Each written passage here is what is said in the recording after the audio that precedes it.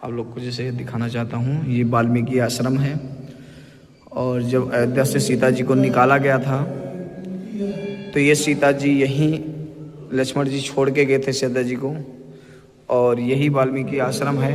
यही सीता जी आई थी और वाल्मीकि जी के आश्रम में रही थी और रहकर अपना वनवास पूरा किया था, और यहीं लोग उसको जन्म दिया था, मैया ने जन्म दी थी। और यहाँ सोहर गान हुआ था। यहाँ के वन जीव जंत पशु पक्षी मानव प्राणी सब सोहर सुन के खुश हुए थे, प्रफुल्लित हुए थे। और माता का यहाँ सीता जी का वनवास हुआ था और यहीं लव कुश अपना धनुर्विद्या और ज्ञान सब कुछ यहीं से अर्जित हुआ था। क्योंकि ये बहुत महत्वपूर्ण स्थान है, ये मैं आपको दिखा रहा हूँ। लिखा है सीता जी की मूर्ति एवं पृष्ठभूमि ब्रिगेडियर कपिल मोहन जी द्वारा कराया गया था। गाजियाबाद के हैं ये। और ये सारा मैं आप लोगों को जो दिखा रहा हूँ, ये बहुत सारी देखें, ये गंगा जी का नदी का किनारा था, नदी का किनारा था। और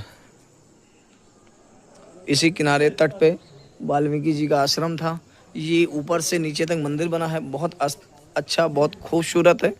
आप लोग अगर यूपी से हैं तो बनारस आइए, बनारस से सीतामढ़ी के लिए साधन पकड़ लीजिए या गोपीगंज आके आप लोग आ सकते हैं। सीतामढ़ी बहुत महत्वपूर्ण जगह है। और ये वाल्मीकि जी का आश्रम भी था और यहाँ पे लोग उस धनुर्विद्या और ज्ञान अर्जित किए थे।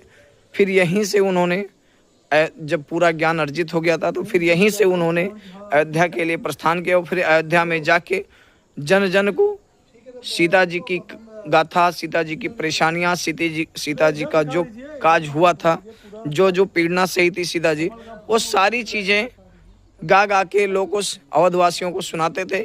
यही वो उद्गम स्थल है और यही वो वाल्मीकि आश्रम है जहाँ से सीता जी को लक्ष्मण जी छोड़ के गए थे यहाँ पे राम जी की कहने पर। तो आप लोग को हम बता दें कि बड़ा उत्तम व्यवस्था भी है और बहुत अच्छी जगह भी है। और मैं तृप्त हो गया, मैं धन्य हो गया कि ऐसी जगह पे आके, मुझे आशा नहीं था कि मैं कभी जा पाऊँगा, लेकिन कुछ श्रेय है हमारे सहयोगियों का, हमारे सहपाठियों का, जिसके थ्रू मुझे यहाँ आने का सौभाग्य प्राप्त हुआ और मैं अपना जीवन कृतार्थ कर लिया। आप लोग से भी निवेदन है कि आप लोग आइए और यहाँ अपनी इच्छा पूर्ति कीजिए और सीता जी का दृश्य देखिए कि किस दृश्य में, किस जगह, कैसी स्थिति में सीता जी ने अपना वनवास काटा और अपने बच्चों को पढ़ाया।